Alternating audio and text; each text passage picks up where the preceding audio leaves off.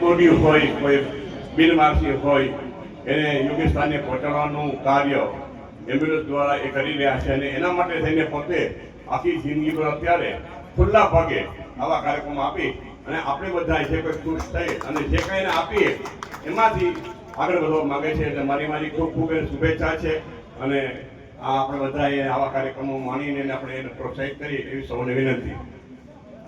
અને અમારા ગીતાબેનના માન રાખી અને અમારા સોમયુગને જે બધા રાજકોટમાં થઈ છે એમાં સાથે હોય છે ત્યાં દીકરી ડોટર સોનુબેન ને બધા સાથે હોઈએ છીએ. આજ અમારે અહીં આવવાનું એનું ને આ ભાઈ કુશાલભાઈને તો કોણ ન ઓળખે રાજકોટમાં લોકમેળા સ્ટેટ બીજા મિથુન ચક્રવર્તી છે.